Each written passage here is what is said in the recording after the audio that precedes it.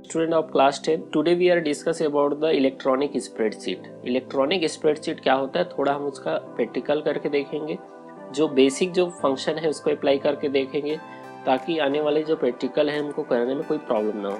तो मैं अभी स्टार्ट करता हूँ MS एक्सेल 2010। तो उसके लिए क्या करूँगा, मैं जाऊँगा स्टार्ट में जाने के बाद यहाँ पे हमको मिल जाएगा माइक्रोसॉफ्ट एक्सेल 2010। वैसे मेरे पास 13 भी है लेकिन मैं अभी लूँगा 2010। तो माइक्रोसॉफ्ट एक्सेल 2010 मैं ओपन कर लेता हूँ।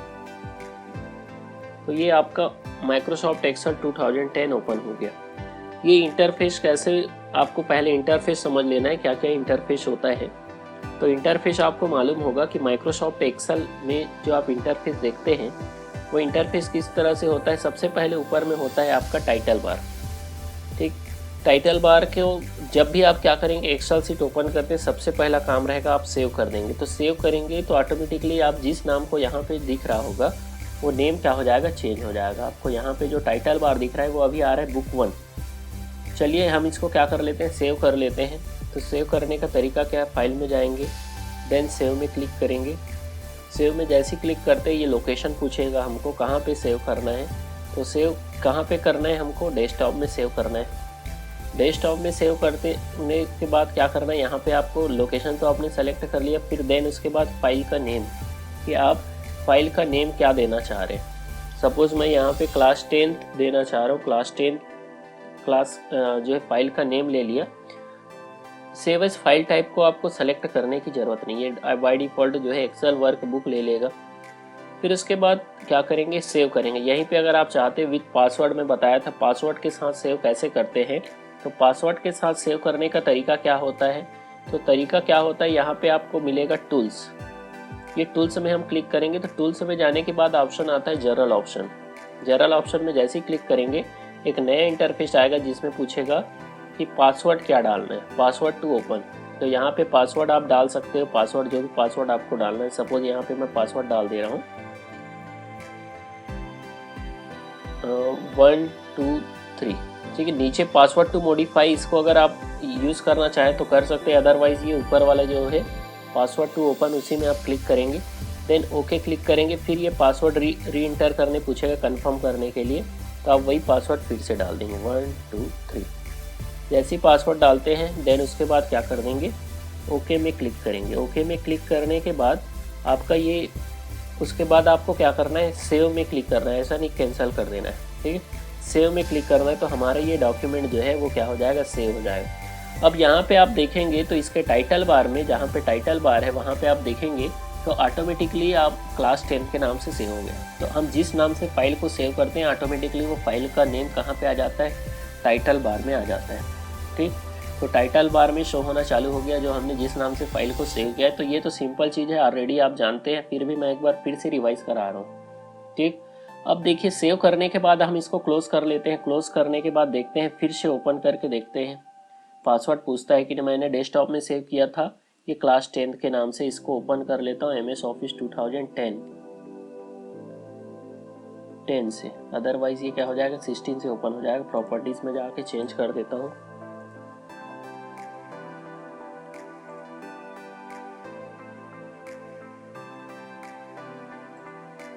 चलिए भाई यहीं से ओपन करता हूँ, MS ऑफिस 2010 में जाता हूँ। यहाँ से मैं रिसेंट डॉक्यूमेंट ले लेता हूँ, ये डेस्कटॉप में सेव किया है। देखिए मैं जैसे ही इसको ओपन कर रहा हूँ यहाँ पे ऑप्शन आ गया, पासवर्ड पूछ रहा है। तो पासवर्ड यहाँ पे मैं डाल देता हूँ 1 2 3। जैसे ही पासवर्ड डालूंगा ये फाइल क्या हो जाएगा ऑटोमेटिकली, जैसे ही ओके करूँगा ये ओपन हो जाएगा। तो ये क्लास 10 के नाम से फाइल क्या हो गया, ओपन हो गया। चलिए अब इसमें कुछ फंक्शन देखते हैं। मैंने बताया सबसे ऊपर टाइटल बार, टाइटल बार के आपके राइट साइड में होता है क्विक एक्सेस टूल बार जिसमें दिया रहता है सेव, अंडू, रीडू का ऑप्शन दिया रहता है। उसके जस्ट नीचे आता है टैब्स। तो यहाँ फाइल टैब से फिर home tab, insert tab, page layout tab, formula tab, data tab, review tab and view tab, ऐसे डिफरेंट आपको क्या मिल जाएंगे, टैब मिल जाएंगे। तो टोटल जो है आपको यहाँ पे मिल जाएंगे 7 और 8 टैब आपको मिल जाता है फाइल मेन्यूज़ के साथ। ठीक है, तो फाइल के साथ अगर आप देखते हैं यहाँ पे तो आपको मिल जाएंगे टोटल 8 टैब आपको मिल जाएंगे। चलिए अभी हमको काम करना क्या है, कुछ इंटरफेस और समझते हैं। होम टैब के जस्ट नीचे जाएंगे तो यहाँ पे मिल जाएगा आपको स्टैंडर्ड टूल बार। तो हर एक टैब के नीचे क्या दिया रहता है, टूल बार दिया रहता है, जो क्या काम आता है, कोई भी चीज़ अप्लाई करना है डायरेक्टली आप यहाँ पे क्लिक करेंगे तो वो कमांड के थ्रू क्या हो जाएगा, अप्लाई हो जाएगा। जैसे अगर बोल्ड करना है तो यहाँ पे हम क्लिक करेंगे तो वो बोल्ड क्या हो जाएगा, जिस सेल में आप अप्लाई करना चाह रहे हो वो कमांड उस सेल में क्या हो जाएगा, अप्लाई हो जाएगा। फिर उसके बाद नीचे आप देखेंगे तो यहाँ पे आता है नेम बॉक्स। जैसे अगर आप जिस भी सेल को सेलेक्ट करते हैं उस सेल का एक नेम होता है, उस नेम को कहाँ पे शो करता है, नेम बॉक्स में शो करता है। ठीक, तो आपको याद रहना चाहिए कि नेम बॉक्स क्या करता है, जिस भी सेल को हम सेलेक्ट करते हैं उस सेल का एड्रेस को शो करता है नेम बॉक्स। और नेम बॉक्स के राइट साइड में अगर आप देखेंगे यहाँ पे होता है, वो होता है फार्मूला बार। जो भी फार्मूला हम अप्लाई करते हैं वो फार्मूला कहाँ पे शो होता है, फार्मूला बार में शो होता है। ये आपको मालूम होना चाहिए और ये आपको मालूम भी होगा क्योंकि आपने 9th में ऑलरेडी इस चीज़ को कर लिए। फिर भी मैं एक बार रिवाइज के तौर पे बता रहा हूँ ताकि आपको कोई प्रॉब्लम ना हो। अब देखिए इसके बाद क्या करना है, हमको समझना है कि जो एक्सेल सीट जो होता है, इलेक्ट्रॉनिक स्प्रेडशीट जो होता है वो कॉम्बिनेशन ऑफ क्या होते हैं, कॉलम्स होते हैं और साथ ही साथ कॉम्बिनेशन ऑफ रोज होते हैं। ठीक, तो आपको समझना है कॉलम किसको बोला जाता है, तो ये आपको मिल जाएगा कॉलम।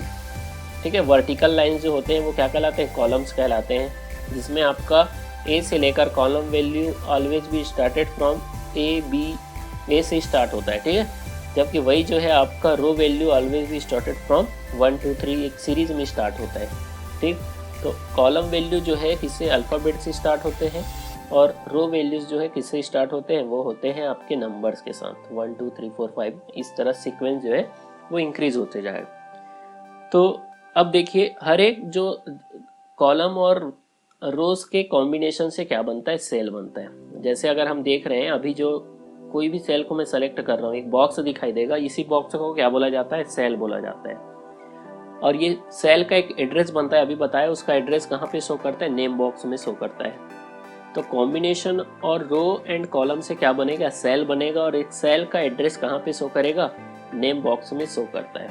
ठीक, तो ये नेम बॉक्स में हमको शो कर रहा है। अब देखिए ये एड्रेस कैसे बना, तो एड्रेस कैसे बनता है, column value and row value के कॉम्बिनेशन से। कॉलम का वैल्यू क्या है, इधर से बी और इधर से अगर 3 को सेलेक्ट कर लेता हूँ B3 को, तो ये कॉलम वैल्यू क्या हो जाएगा, सेल वैल्यू क्या हो जाएगा, B3 हो जाएगा। ठीक है, तो ये कहाँ पे शो करेगा, ये शो करेगा हमारे जो नेम बॉक्स आपका जो एक जो फॉर्मेट टूल बार है वहाँ पे शो करेगा। ठीक, तो नेम बॉक्स में शो करता है सेल का एड्रेस। ठीक है, इसी सेल के एड्रेस को बोला जाता है सेल रेफरेंस। मैंने बताया था कि हर एक सेल का एक एड्रेस होता है, उसको क्या बोला जाता है, सेल रेफरेंस बोला जाता है।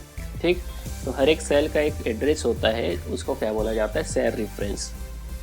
अब देखिए, अब जो हाईलाइटेड जिस सेल को हम सेलेक्टेड किए हैं, देखिए जो सेल को हम सेलेक्ट करते हैं उसमें एक आउटर बॉर्डर आपको शो करेगा। जैसे आपको दिख रहा होगा ये वाला जो सेल मैंने सेलेक्ट किया, किसी भी सेल को जब सेलेक्ट कर रहा हूँ, जैसे ये D और इधर से 5। ठीक, तो जब मैं इस सेल को सेलेक्ट कर रहा हूँ तो सेलेक्ट करने के बाद देखेंगे इसमें एक आउटर मोस्ट जो है बॉर्डर बन जाता है। ठीक, जो टेम्परेरी बॉर्डर बना रहता है, तो ये क्या बताता है, यहाँ से D और ये 4 जो है सेलेक्टेड है, यानी D4 सेल सेलेक्टेड है, तो इसको बोला जाता है एक्टिव सेल। ठीक, जिस सेल को हम करेंट में सेलेक्टेड रखते हैं, जिस सेल को हम सेलेक्ट करते हैं वो क्या कहलाता है, एक्टिव सेल कहलाता है। तो इसी सेल में हम अगर वैल्यू एंटर करना चाहें, सपोज मैं यहाँ पे 5 टाइप करता हूँ, तो 5 किस सेल में टाइप होगा, वो टाइप होगा एक्टिव सेल में।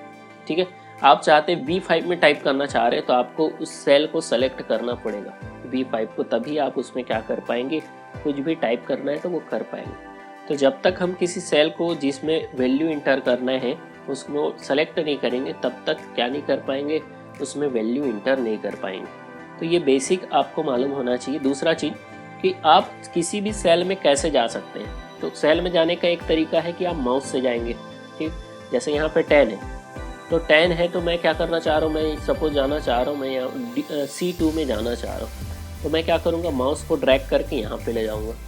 तो जैसे ही मैं वहाँ पे क्लिक करता हूँ, एक बार आपको क्लिक करना पड़ेगा, तो आप क्या कर पाएंगे, यहाँ पे वैल्यू टाइप कर पाएंगे। ठीक, तो आपको जिस भी सेल में जाना है तो पहला तरीका क्या है, माउस से आप किसी भी सेल को क्लिक करेंगे तो वो सेलेक्ट हो जाएगा। दूसरा तरीका, आपके कीबोर्ड्स के बारे में हमने पढ़ा था, कीज के बारे में। तो आपके की जो है कीबोर्ड में एरोज की दिए रहते हैं, तो उसके थ्रू भी आप अप डाउन लेफ्ट राइट कहीं पे भी जा सकते हैं और वैल्यू इंटर किया जा सकता है।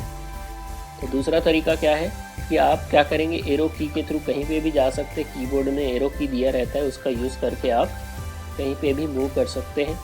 थर्ड तरीका क्या करेंगे आप, सपोज मैंने 40 टाइप किया, 40 के नीचे मेरे को क्या करना है, यहाँ पे टाइप करना है 50, तो इंटर प्रेस भी कर सकते हैं आप। ठीक है, नीचे टाइप करना है 60, तो इंटर के थ्रू भी आप क्या कर सकते हैं, नीचे वाले सेल में जा सकते हैं। ठीक, तो नीचे वाले सेल में जाने का सबसे अच्छा तरीका, जब आप कंटिन्यू वैल्यू इंटर करते हैं तो इंटर प्रेस कर सकते हैं। तो ये भी आपका एक बेसिक स्किल है। तो वैल्यू को इंटर करने का 3 तरीके से कर सकते हैं। किसी भी सेल में जा मूव कर सकते हैं। एक तो आपको बताया मैंने कि माउस से आप क्लिक करके जा सकते हैं, एरो की के थ्रू जा सकते हैं जो कीबोर्ड में दिया रहता है उसके थ्रू, देन इंटर की के थ्रू भी आप वैल्यू इंटर करके नीचे जितना भी आप वैल्यू इंटर करना चाह रहे हैं, कम समय में ज़्यादा अच्छे से अगर वैल्यू इंटर करना है तो इंटर की का यूज़ कर सकते हैं। अब बात आता है किसी सेल में अगर आपने वैल्यू इंटर किया है, सपोज यहाँ पे आपने क्या टाइप किया है, 50 टाइप किया है, आपको इसी को 500 लिखना है 500 टाइप करना है। तो 500 टाइप करना है तो क्या करोगे, आप उस सेल में जाओगे और सेल में जाने के बाद 50 के पीछे आपको 0 लिखना है। लेकिन मैं जैसे ही 0 टाइप करता हूँ तो आपको दिखाई देगा प्रीवियस वैल्यू जो है वो क्या हो जाएगा, डिलीट हो जाता है। ठीक, तो अभी जब मैं क्या कर रहा हूँ, पहले यहाँ पे क्या लिखा हुआ था, 50 लिखा हुआ था, लेकिन जैसे मैंने यहाँ पे 50 के पीछे में 0 टाइप करने की कोशिश किया तो वो देखेंगे आके वो वैल्यू क्या हो गया, रिप्लेस हो गया, हट गया। तो आप जब भी किसी सेल में जाते हैं, वैल्यू को आपको क्या करना है, एडिट करना है। ठीक, अभी इस पे क्या किसकी ज़रूरत है, एडिट करने की ज़रूरत है। हमने पहले क्या किया, वैल्यू इंटर किया, इंटर करने के बाद उसमें वैल्यू को क्या करना है, एडिट करना है। एडिट करने का मतलब चेंज करना चाह रहे हैं, 60 को हम 600 करना चाह रहे हैं, 6000 करना चाह रहे हैं, तो हमको क्या किसकी ज़रूरत है, उसके बैक साइड में 10 या 20 हमको इंक्रीज़ करना है। लेकिन जब हम वही चीज़ अगर कर रहे हैं, यहाँ पे 0 टाइप कर रहे हैं, तो वो क्या हो जा रहा है, रिप्लेस हो जा रहा है। तो कैसे करेंगे कि आप वैल्यू क्या हो जाए, इस 60 के पीछे में हम 0 टाइप करें। तो उसके लिए तरीका होता है कि सेल के वैल्यू को आप एडिट करें। एडिट करने का शॉर्टकट की होता है F2। जैसे ही F2 प्रेस करूँगा तो मैं पहुँच जाऊँगा 60 यानी 60 के पीछे पहुँच जाऊँगा। यहाँ पे मैं 00 टाइप कर देता हूँ, तो ये आप 6000 आप टाइप कर सकते हैं। ठीक, तो जब भी आपको वैल्यू को एडिट करना रहेगा तो एक शॉर्टकट की आप यूज़ करेंगे, किसका, F2 का यूज़ करेंगे, जिससे आप क्या कर पाएँ, वैल्यू को एडिट कर पाएँ। तो इसको आप 7000 कर सकते हैं। सपोज आप चाहते हैं कि यहाँ पे आपने 7000 को 700 करना है, तो अगर आप डायरेक्टली ऐसे करते हैं से कि मैं क्या कर देता हूँ, यहाँ से बैक स्पेस से इसको हटाता हूँ तो ये पूरा इरेज हो जाएगा। तो तरीका क्या है, F2 से आप एडिट कर दें, उसके बाद आप बैक स्पेस से इरेज कर दें, तो आपका 700 में कन्वर्ट हो जाएगा। तो ये बेसिक स्किल होता है जब आप क्या करते हैं, इससे आपका एफिशिएंसी भी इंक्रीज़ होगा और साथ ही साथ जो है मिस्टेक होने के चांसेस कम समय में ज़्यादा अच्छे से एक्सेल सीट में आप काम कर सकते हैं। चलिए इसके बाद देखते हैं, थोड़ा सा हम सेल में इंटर करके देखते हैं। एक छोटा सा मैं सेल लेता हूँ, ठीक, 3 स्टूडेंट का नेम लेता हूँ। जैसे 3 स्टूडेंट है, राम, श्याम और राहुल, ये 3 स्टूडेंट है। 3 स्टूडेंट ने क्या किया, उसका 4 FA हुआ है, यानी FA1 एग्ज़ाम जैसे होता है, FA2, फिर FA3, देन FA4। ठीक है, इन्होंने 4 एग्ज़ाम अटेम्प्ट किए हैं। चारों एग्ज़ाम में अलग अलग परसेंटेज आए हैं चारों स्टूडेंट के। ठीक है, अभी हम देखिए वैल्यू इंटर करने का तरीका क्या है कि आप जहाँ पे FA1 है तो उसका वैल्यू राम का जितना आया है FA1 में, वो आप क्या कर देंगे, यहाँ पे उसका परसेंटेज, सपोज मैं यहाँ पे एक अप्रॉक्सीमेट वैल्यू जो है कुछ भी अपने तरफ से डाल दे रहा हूँ। ठीक,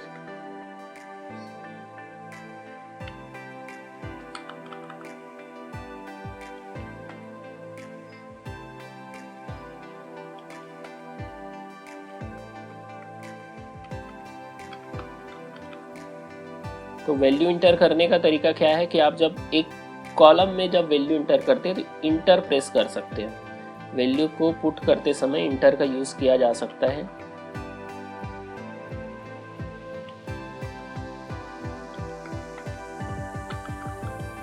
फिर उसके बाद FA4 में 85, 75 एंड 95।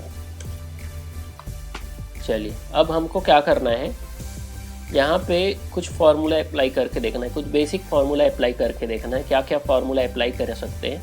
तो इसको क्या कर लेते हैं, एक हम सेल में कन्वर्ट कर देते हैं। सेल में यहाँ पे नेम लिख देता हूँ, स्टूडेंट नेम, एक ये नेम लिख दे रहा हूँ, ठीक।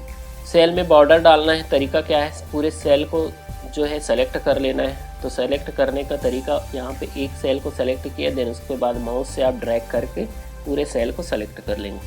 सेलेक्ट करने के यहाँ पे जाएंगे, आप कहाँ पे जाएंगे, तो ऑप्शन होता है आपका होम टैब के अंदर, ठीक। होम टैब के अंदर वहाँ पे आपको मिल जाएगा फॉन्ट ग्रुप। फॉन्ट ग्रुप के अंदर यहाँ पे आपको मिल जाएगा बॉर्डर्स, ठीक। तो बॉर्डर्स में जाएंगे तो आपको ऑप्शन मिलेगा ऑल बॉर्डर्स। जैसे ही आप ऑल बॉर्डर्स में क्लिक करते हैं, पूरे सेल में जो है वो क्या बन के आ जाएगा, एक बॉर्डर बन के आ जाएगा। आपको दिख रहा होगा, बाकी जो सेल है उसमें कोई बॉर्डर नहीं है, लेकिन इस वाले सेल में बॉर्डर बन के आ गया, ठीक। अब हमको क्या करना है, इसमें से हमको देखना है FA1 में जो है, अब कुछ फार्मूला हमको लगाना है। यहाँ पे क्या करना है, FA1 में किसका मैक्सिमम % आया हमको फाइंड करना है, ठीक है, थ्रू द फार्मूला। तो मैंने फार्मूला बताया था कि मैक्सिमम फाइंड करने का वो क्या होता है, इक्वल टू MAX, ठीक है, मैक्स। फिर उसके बाद हम क्या करेंगे, जब भी कोई फार्मूला लगाना रहता है, ब्रैकेट ओपन करते हैं, देन उसके बाद सेल को सेलेक्ट कर लेते हैं जहाँ से हमको मैक्सिमम फाइंड करना है, ठीक। जैसे हम क्या करते हैं, ब्रैकेट ओपन करना जरूरी है, अदरवाइज हम अगर ब्रैकेट ओपन नहीं करते हैं तो फार्मूला नहीं लग पाएगा। देखिए एरर आ गया। तो आपको क्या करना है, जब भी कोई फार्मूला लगाना है आपको ब्रैकेट ओपन करना है, देन उस सेल के रेंज को आप मैनुअली या चाहें तो आप लिख भी सकते हैं B2 से लेकर B4 तक। फिर ये सेल जैसे ही आपका सेलेक्ट हो जाता है, ब्रैकेट आपको क्लोज कर देना है और इंटर प्रेस करेंगे तो इसमें से जो मैक्सिमम % जिसका आया है वो आ गया। ये राहुल का % 85 था, तो ये मैक्सिमम यहाँ पे आ गया। सेकंड में हमको क्या करना है, मिनिमम फाइंड करना है, तो इक्वल टू MIN। मिनिमम का फॉर्मूला क्या होता है, MIN। फिर उसके बाद हमको क्या करना है कि ब्रैकेट ओपन करना है, यहाँ से पूरे सेल को सेलेक्ट कर लेंगे, देन क्लोज कर देंगे और इंटर प्रेस करेंगे तो मिनिमम हमको फाइंड हो जाएगा, जितना मिनिमम आया है, ठीक। फिर उसके बाद देखते हैं, मैक्सिमम और मिनिमम हमने फाइंड कर लिया। इसके अलावा देखना है हमको सम करना है, पूरे लोगों का जितना % आया है उसको हमको क्या करना है, प्लस करना है, ऐड करना है। तो फॉर्मूला क्या होता है ऐड करने का, तो ऐड करने का फॉर्मूला होता है इक्वल टू सम। ये सारे फॉर्मूला आपको याद होना चाहिए। मैक्सिमम का होता है मैक्स, मिनिमम का होता है MIN मिन, फिर सम का होता है जो प्लस करने का, टोटल करने का फॉर्मूला होता है सम। तो इक्वल टू, ऑलरेडी इसके बारे में हम डिस्कस किए, इसलिए मैं इसको ब्रीफली जो है इसको कम समय में समराइज करके बता रहा हूँ आपको। इक्वल टू सम, ब्रैकेट को ओपन करना है, देन उसके बाद जिसको जिसको प्लस करना है इस सेल को आपको सेलेक्ट कर लेना है, देन इसको इंटर कर देंगे, ठीक है। तो इसका वैल्यू जो है प्लस होने के बाद आ गया 230। फिर उसके बाद कुछ फार्मूला और यूज होते हैं, जैसे मल्टीप्लाई करना है, डिवीजन करना है, सब्ट्रैक्शन करना है। जैसे सब्ट्रैक्शन का देखते हैं, तो सब्ट्रैक्शन करने के लिए आप क्या यूज़ कर सकते हैं, इक्वल टू, आपको 95 में से 75 को माइनस करना है। तो माइनस करने के लिए आप क्या कर सकते हैं, जिस भी सेल को सेलेक्ट करना है, जिससे माइनस करना है उस सेल को आप सेलेक्ट कर लिए, इस सेल का वैल्यू आ गया E4। फिर उसके बाद माइनस करना है तो माइनस का सिंबल आप यूज़ करेंगे, देन उसके बाद जिस सेल को माइनस करना है उस सेल को आप सेलेक्ट कर लेंगे। सेलेक्ट जैसे ही करते हैं फिर इंटर प्रेस करते हैं तो माइनस होके आ जाएगा, जो वैल्यू आना चाहिए वो माइनस होके आपको नीचे जो है वैल्यू शो कर देगा। तो अभी तक हमने जाना क्या क्या फॉर्मूला यूज़ किया, मैक्स, फिर मीन, फिर सम, फिर सब्ट्रैक्ट यूज़ कर लिया। उसके बाद देखते हैं मल्टीप्लाई, ठीक है। मल्टीप्लाई करने के लिए क्या करोगे, तो मल्टीप्लाई करने के लिए सपोज यहाँ पे ले लेता हूँ, मेरे को क्या करना है 20 मल्टीप्लाई करना है 5। तो जैसे आपको मालूम होगा 20 मल्टीप्लाई 5 करते तो 100 आता है, लेकिन हमको थ्रू MS एक्सेल फॉर्मूला के थ्रू करना है। तो क्या करेंगे, हमको आंसर चाहिए यहाँ पे, ठीक, यहाँ पे आंसर चाहिए। तो क्या करेंगे, इक्वल, फिर उसके बाद जिसको जिसको मल्टीप्लाई करना है क्या करना है, 20 को मल्टीप्लाई करना है। तो मल्टीप्लाई के लिए सिंबल बताया था स्टार सिंबल, देन उसके बाद जिसको मल्टीप्लाई करना है इसको सेलेक्ट कर लेंगे, तो ये सेलेक्ट हो गया।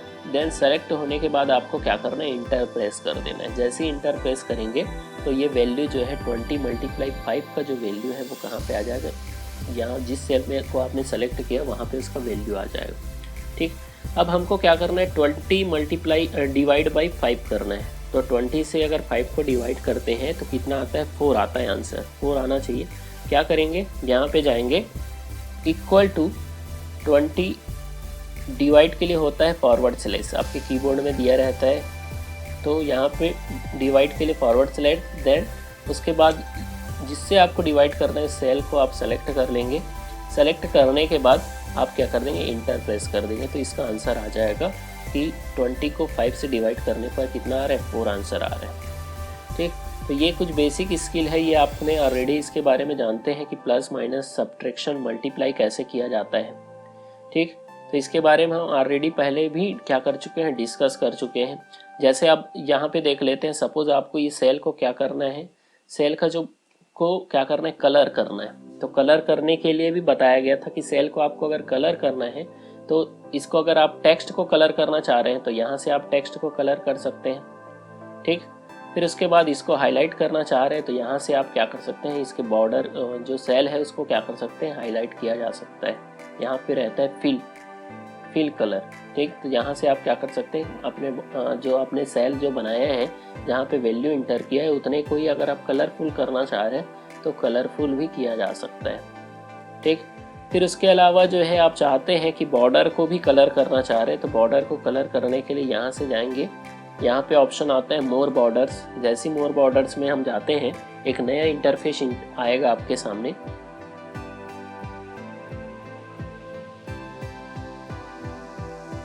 कुछ समय लेगा ये मोर बॉर्डर्स का ऑप्शन आ गया है। फिर उसके बाद आप क्या करना चाह रहे हैं, इसको थिक भी किया जा सकता है, जो आपने बॉर्डर लगाया है उसको थिक या थिन भी किया जा सकता है। ठीक, लेकिन ये जो है हम ले लेते हैं, यही बॉर्डर रहने देते हैं। दूसरा चीज़, यहाँ से आप कलर चेंज करना चाह रहे हैं तो बॉर्डर में कलर भी लगाया जा सकता है। सपोज आप रेड कलर का बॉर्डर लगाना चाह रहे हैं तो रेड कर देंगे तो ये बॉर्डर क्या हो जाएगा, सेलेक्ट करना पड़ेगा पहले आपको। देन उसके बाद बॉर्डर में जाएंगे, मोर बॉर्डर्स, देन उसके बाद ऑटोमेटिक कलर के जगह रेड कलर सेलेक्ट करने के बाद आपको उसको सेलेक्ट करना पड़ेगा। देन उसके बाद ये सेल सेलेक्ट हो जाना चाहिए। फिर उसके बाद ओके करेंगे तो ये सेल क्या हो जाएगा, जो सेल का जो आउटर बॉर्डर है वो किस में कन्वर्ट हो जाएगा, जिस भी कलर में आप कन्वर्ट करेंगे उस कलर में कन्वर्ट हो जाएगा। इसके अलावा कुछ आपको मालूम होना चाहिए कि अगर आप सेल में जो वैल्यू इंटर किए हैं वो जनरली जो नंबर जो होता है वो क्या होता है, सेंटर अलाइनमेंट का यूज़ करता है। हमने अलाइनमेंट पढ़ा है कि आप टेक्स्ट को कौन से अलाइनमेंट यूज़ करेंगे, टेक्स्ट के लिए जनरली जो है राइट अलाइनमेंट यूज़ करेंगे, नंबर्स के लिए क्या यूज़ करेंगे, सेंटर अलाइनमेंट यूज़ करेंगे। तो इस तरह से आप वैल्यू को सेंटर अलाइनमेंट के साथ क्या कर सकते हो, अरेंज किया जा सकता है। ठीक, तो जहाँ पे जो इस अलाइनमेंट की ज़रूरत पड़ती है उस अलाइनमेंट में आप अरेंज कर सकते हैं। साथ ही साथ जो है टेक्स्ट आप बॉर्डर लगाया जा सकता है। ठीक है, तो ये कुछ बेसिक स्किल है जो आपको मिनिमम आना ही चाहिए, तभी आप क्या कर पाएंगे, एमएस एक्सेल के बाकी कामों को किया जा सकता है। इसके साथ साथ हमने कुछ यहाँ पे और देख लेते हैं। जैसे अगर आप चाहते हैं, ठीक है, सॉर्ट एंड फिल्टर ऑप्शन हमने पढ़ा था। सॉर्ट एंड फिल्टर क्या करता है कि डेटा और वैल्यू को क्या करता है, ऑटोमेटिकली एक सीक्वेंस में अरेंज किया जा सकता है।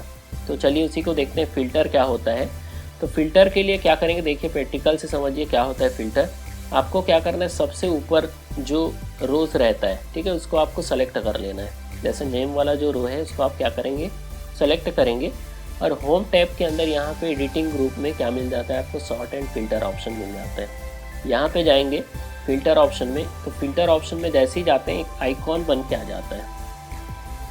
देखेंगे यहाँ पे सारे जो ऊपर में जो कॉलम है, रोज है, उसमें एक आइकॉन बन के आ जाता है। अब देखिए आइकॉन का काम क्या है, ये क्या कर सकते हो आप चाहें तो इसके बेसिस पे फिल्टर किया जा सकता है। फिल्टर क्या करेगा, कैसे करेगा, देखिए आप चाहते हैं जैसे यहाँ पे जाएंगे तो आपको मिल जाएगा ऑप्शन कि आप जो है लार्जेस्ट वैल्यू को क्या करना चाह रहे हैं। सबसे पहला ऑप्शन आ रहा है यहाँ पे कि आप लार्जेस्ट वैल्यू को कहाँ पे रखना चाह रहे हैं, ऊपर में रखना चाह रहे हो। तो आप क्या कर सकते हो, लार्जेस्ट या स्मॉलेस्ट टू लार्जेस्ट कर सकते हैं या लार्जेस्ट टू स्मॉलेस्ट कर सकते हैं। जैसे ही मैं लार्जेस्ट टू स्मॉलेस्ट करता हूँ तो देखो पहले राम जो है सबसे ऊपर था, लेकिन जैसे ही मैंने क्या किया, FA1 में जिसका सबसे हाईएस्ट परसेंट है वो क्या आना चाहिए, सबसे ऊपर आना चाहिए।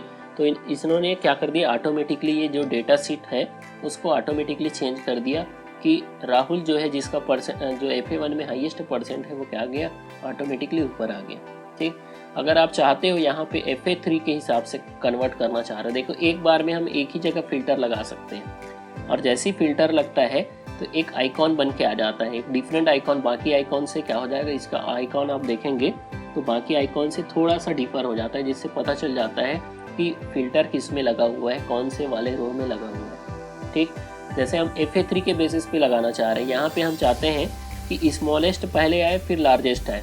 देखिए फिल्टर लगाने का बेनिफिट क्या होता है कि यहाँ पे तो हम FA3 में ही क्या लगा रहे हैं कि हम फिल्टर लगा रहे हैं, लेकिन उसके साथ साथ ये वैल्यू भी ऑटोमेटिकली चेंज हो जाता है, इसका नेम भी चेंज हो जाएगा, बाकी सब्जेक्ट का भी वैल्यू जो है उसी के बेसिस पे चेंज हो जाता है, उसी स्टूडेंट का वैल्यू उसी के साथ साथ ऊपर नीचे होता है। देखिए स्मॉलेस्ट टू लार्जेस्ट कर देते हैं, जैसे ही स्मॉलेस्ट टू लार्जेस्ट करते हैं तो सबसे कम मार्क्स किसका आया है, श्याम का आया है, तो श्याम का वैल्यू जो है सबसे ऊपर आ जाएगा, और ऑटोमेटिकली उसका FA1 का मार्क्स, FA2 का मार्क्स, FA3 का मार्क्स, FA4 का मार्क्स ऑटोमेटिकली उसी के साथ इक्वल क्या हो जाता है, सेल में आना शुरू हो जाता है।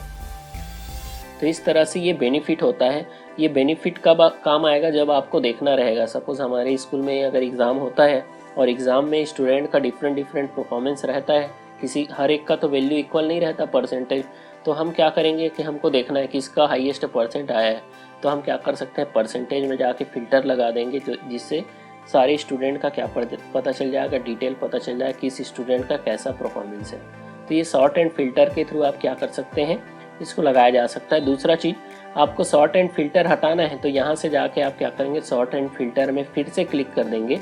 जैसे ही हम क्लिक करेंगे सॉर्ट एंड फिल्टर ऑप्शन क्या हो जाएगा, रिमूव हो जाएगा।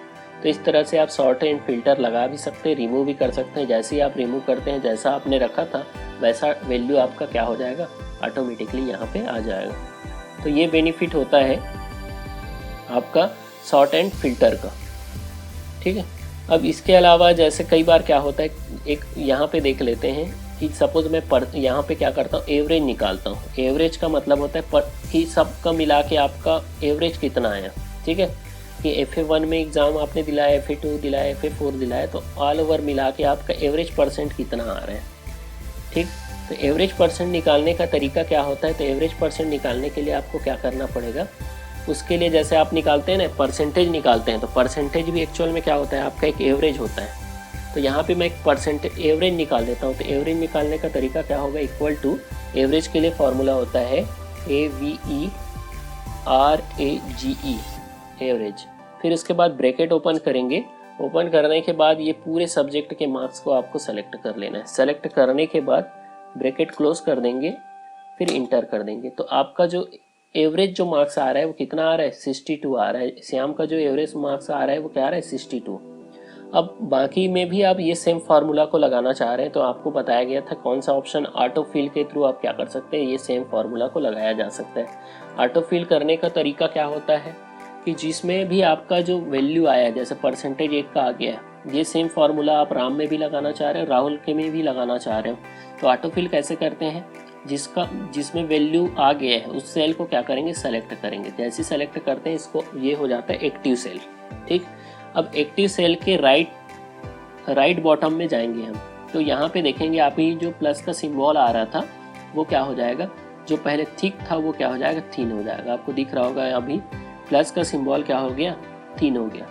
और उसके बाद प्लस का सिंबल जैसे थिन होता है, आपको दिख रहा होगा, यहाँ पे जाएंगे, प्लस का सिंबल जैसे थिन होगा आपको क्या कर लेना है, इस पर क्लिक कर लेना है, और क्लिक करके इसको ड्रैग करना है, और तब तक वहाँ तक ड्रैग करना है जहाँ तक आपका वैल्यू पुट करना चाह रहे हैं। और जैसे ही हम इसको क्या कर देंगे, छोड़ देंगे, तो ये वैल्यू क्या हो जाएगा, इंटर हो जाएगा। ठीक, तो ये वैल्यू क्या हो गया, इंटर होके आ गया। कि आप ऑटो फिल के थ्रू क्या कर सकते हैं, कई सारे स्टूडेंट में एक बार आपने फार्मूला लगाया और वो फार्मूला क्या कर सकते हैं, बाकी स्टूडेंट के ऊपर भी अप्लाई किया जा सकता है।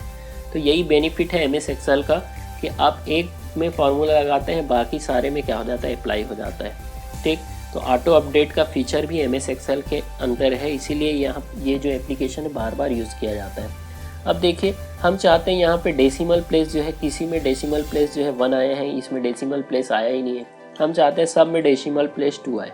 ठीक, तो डेसिमल प्लेस 2 आए तो अभी क्या है, हम इस तीनों सेल को सेलेक्ट कर लेंगे।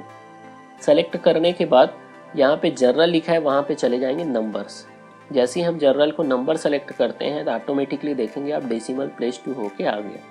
ठीक, तो इस तरह से आप क्या कर सकते हैं, अपने वैल्यू को डेसिमल प्लेस में भी लाया जा सकता है MS एक्सेल के थ्रू।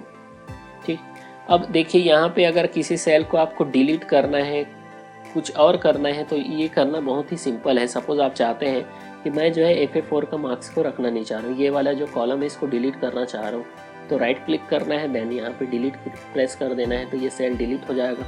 ठीक, मैं चाहता हूँ राम का मार्क्स जो है इसको डिलीट करना चाह रहा हूँ, तो ये रो है, तो रो में जाके जिस भी रो को डिलीट करना है ऊपर में राइट क्लिक करेंगे, राइट क्लिक करने के बाद डिलीट प्रेस कर देंगे, ये सेल क्या हो जाएगा, डिलीट हो जाएगा। तो बहुत ही सिंपल है, इंटरफेस एकदम सिंपल है। आप चाहते हो फिर से वापस लाना चाह रहे हो तो Ctrl+Z अंडू से आप क्या कर सकते हो, वापस ला सकते हो। ये मेरे को बताने की ज़रूरत नहीं है, ऑलरेडी आप कई सारे जो है जो शॉर्टकट की है, कई सारे जो है वो जनरली सारे एप्लीकेशन में यूज़ होते हैं। ठीक, तो साथ ही साथ आप चाहते हैं पूरे सेल को एक साथ सेलेक्ट करना चाह रहे हो तो Ctrl+A प्रेस कर सकते हैं। सारे सेल में कलर अप्लाई करना चाह रहे हो तो कलर अप्लाई किया जा सकता है। बॉर्डर अप्लाई करना चाह रहे हो, बॉर्डर अप्लाई कर सकते हैं। कलर फिल करना चाहते हो, कलर फिल कर सकते हो। बॉर्डर अप्लाई करना चाहते हो, बॉर्डर अप्लाई कर सकते हो। तो बहुत ही सिंपल इंटरफेस है MS एक्सेल का, जिसके थ्रू आप क्या कर पाएंगे, डेटा इंटर कर पाएंगे, और इतना तो सबको मालूम होगा। चलिए एक चीज़ और मैं बता दे रहा हूँ, शेयर रेंज। शेयर रेंज क्या होता है, जैसे अभी हमने क्या करते हैं, यहाँ पे मैं सम करता हूँ =SUM सम, तो सम जैसे करता हूँ ब्रैकेट ओपन होता है। ब्रैकेट ओपन होने के बाद मैं जितने सेल को एक बार में सेलेक्ट करता हूँ, ठीक है, वो एक्चुअल में क्या कहलाता है, सेल रेंज कहलाता है। जब आप एक एट ए टाइम क्या करते हो, 2 और मोर सेल को सेलेक्ट करते हो तो वो क्या कहलाता है, सेल रेंज कहलाता है। When we are selecting 2 or more cell at a time, that is called cell range। ठीक है, अब जनरली क्या होता है, जब प्लस करते हैं, मल्टीप्लाई करते हैं, डिवीजन करते हैं, कई फार्मूला लगाते हैं, एवरेज निकालते हैं, तब हमको क्या किसकी ज़रूरत होता है, मल्टीपल सेल की ज़रूरत होता है। तब हम क्या करते हैं, मल्टीपल सेल को लेके अपना वैल्यू फाइंड करते हैं, तब उस समय हमको किसकी ज़रूरत होता है, सेल रेंज की ज़रूरत होता है। ठीक है, तो इसको बोला जाता है सेल रेंज। जब भी आप डिवाइड करें, मल्टीप्लाई, अब डिवाइड करेंगे तो सिंगल डिजिट से डिवाइड होगा नहीं, एक ही सेल के वैल्यू से आप डिवाइड नहीं कर सकते। मल्टीप्लाई भी करेंगे, प्लस भी करेंगे, डिवीजन, आप यानी कोई भी मैथमेटिकल कैलकुलेशन करते हैं तो कम से कम हमको 2 और मोर सेल की ज़रूरत होता है, तो वो कहलाएगा सेल रेंज। ठीक, तो जब आप 2 और मोर सेल को एक साथ सेलेक्ट करते हैं तो वो कहलाता है सेल रेंज। देखिए सेल को जैसे ही सेलेक्ट कर रहा हूँ तो वो क्या कहलाएगा, सेल रेंज कहलाएगा। ठीक, तो ये होता है सेल रेंज। तो आज के लिए इतना, थैंक यू।